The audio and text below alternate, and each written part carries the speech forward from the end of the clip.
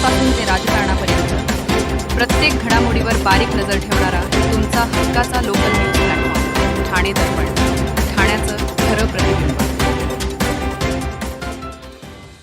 Railway विभागाने 2008 मध्ये भरती प्रक्रिया राबवली होती.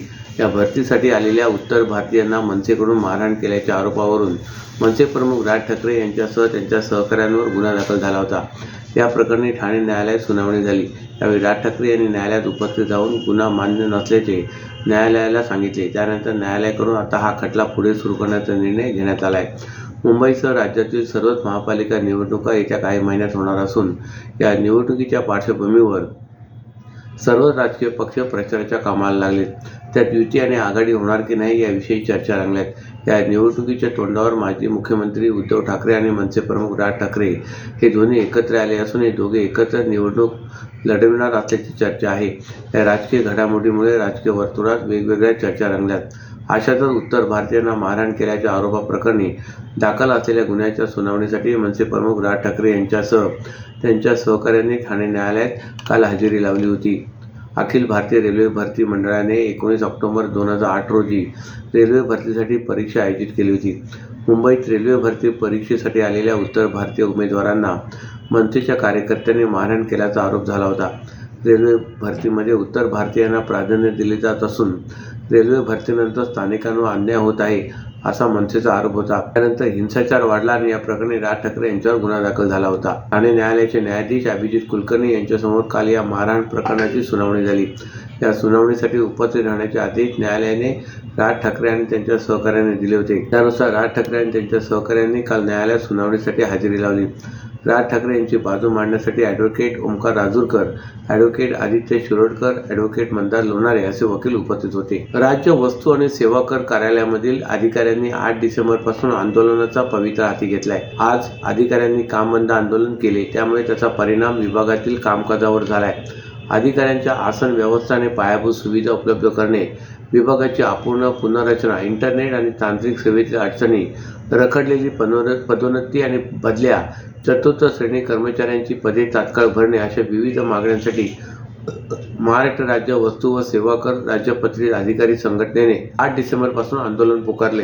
राज्यभरातील वर्ग 1 आणि वर्ग 2 मधील अधिकारी या आंदोलनात सहभागी झाले होते. 10 डिसेंबरला अधिकाऱ्यांनी सामूहिक रजा आंदोलन केले, तर 11 डिसेंबरपासून काम बंद आंदोलन सुरू केले आहे. सलग दुसऱ्या दिवशी अधिकाऱ्यांनी काम बंद आंदोलन केल्याने त्याचा परिणाम जीएसटी विभागाच्या कामकाजावर झालाय. ठाणे जिल्हाधिकारी कार्यालयाजवळ राज्य वस्तू आणि सेवा कर कार्यालय आहे. या विभागातील 77 अधिकारी सहभागी झाले होते. त्यांनी कार्यालयाबाहेर आंदोलन करत मागण्या मान्य करण्याची मागणी सरकारला केली.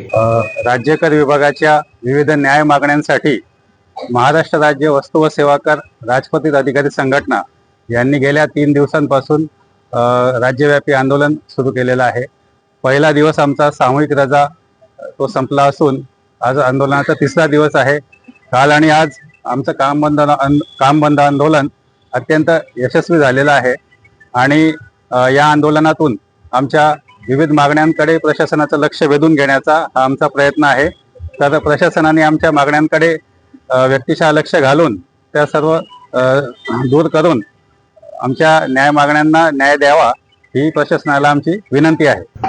मुंबईसह ठाणे शहरातील हवा प्रदूषण प्रभावीपणे नियंत्रणात आणण्यासाठी आणि मोजमापन करणाऱ्या स्थानकांची तांत्रिक गुणवत्ता तपासण्यासाठी महाराष्ट्र प्रदूषण नियंत्रण मंडळ सर्वकष सर्वेक्षण राबवणार असल्याची माहिती महाराष्ट्र प्रदूषण नियंत्रण मंडळाचे अध्यक्ष सिद्धेश कदम यांनी दिले. तसे वाढत्या प्रदूषणाच्या पार्श्वभूमीवर प्रदूषणाचे खरे स्रोत आणि घटक ओळखल्याशिवाय नियंत्रणाच्या उपाययोजना प्रभावी ठरणार नाहीत, असेही त्यांनी यावेळी सांगितले. सिद्धेश कदम यांनी काल ठाण्यातील कोपरी येथील मलनिःसरण केंद्राची पाहणी केली, त्यावेळी ते बोलत होते. मुंबई, ठाणे आणि आसपासच्या शहरातील हवेचे प्रदूषण सातत्याने वाढत असल्याचे अनेकदा निदर्शनास आले. याबाबत अनेकदा नागरिकांनी आणि पर्यावरण प्रेमींनी नाराजी व्यक्त करत याबाबत उपाययोजना राबवण्याबाबत मागणी केली होती. याच पार्श्वभूमीवर महाराष्ट्र प्रदूषण नियंत्रण मंडळ अध्यक्ष सिद्धेश कदम यांनी मुंबई येथील हवा गुणवत्ता मोजमापन केंद्र आणि कोपरी येथील मलनिःसरण केंद्राची पाहणी केली. हवेच्या गुणवत्तेचा निर्देशांक ज्या परिसरात मध्यम किंवा धोकादायक पातळीवर जातो त्या भागात कोणत्या घटकांमुळे प्रदूषण वाढते याचे सखोल सर्वेक्षण करून स्थानिक कारणे नियंत्रित करणे आवश्यक असल्याचे कदम यांनी स्पष्ट केले.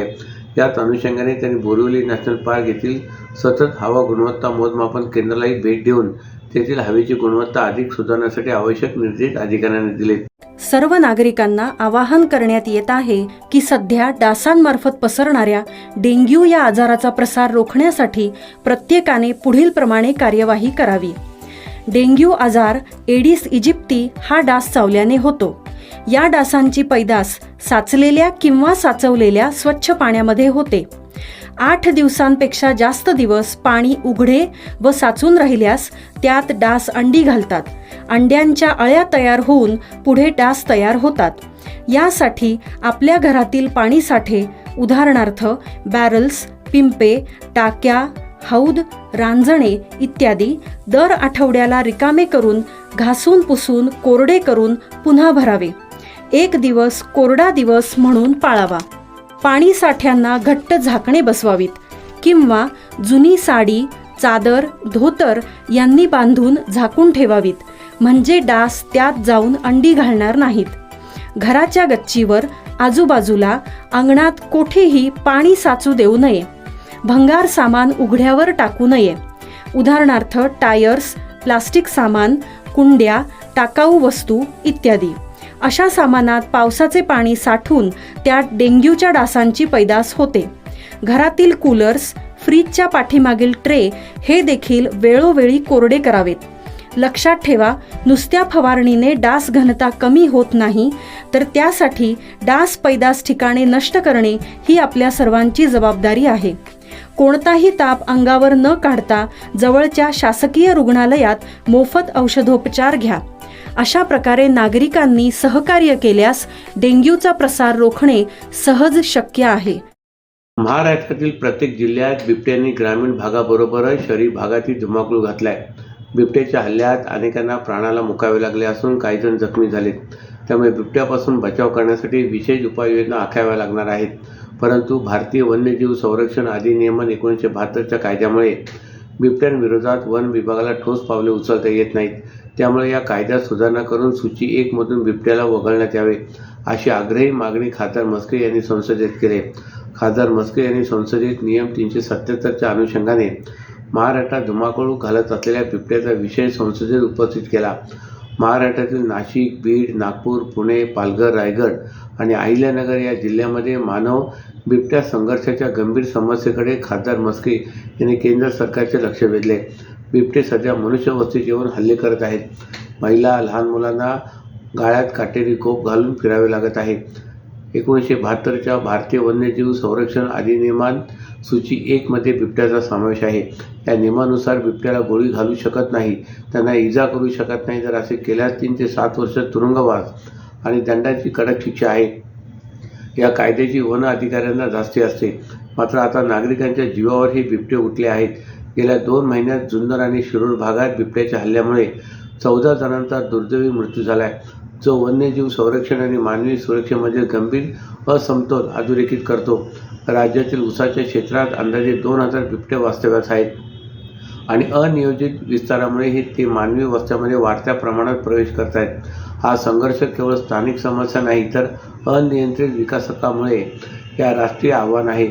या मानववादी संकटाचे त्वरित निराकरण करणे आवश्यक असल्याची गंभीर बाब म्हस्के यांनी सभागृहाच्या निदर्शनास आणून दिले. 3 डिसेंबर रोजी टेमघर जलशुद्धीकरण केंद्रातून ठाणे शहराला पाणीपुरवठा करणारी 1000 मिलीमीटर व्यासाची जलवाहिनी कल्याण फाटा येथे महानगरच्या अधिकाऱ्यांच्या हलगर्जीपणामुळे फुटली होती.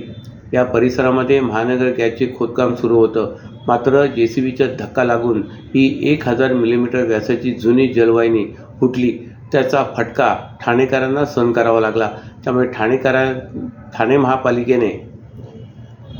महापालिकेने ठाणे शहराला 30% पाणी कपात करण्याचा निर्णय घेतला होता.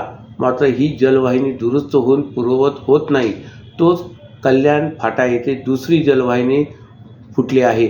त्यामुळे पिसे बंधारा येथून टेमघर जलशुद्धीकरण केंद्राकडे पाणी वाहून आणणारी 1000 मिलीमीटर व्यासाची जलवाहिनी कल्याण फाटा येथे पुन्हा फुटले.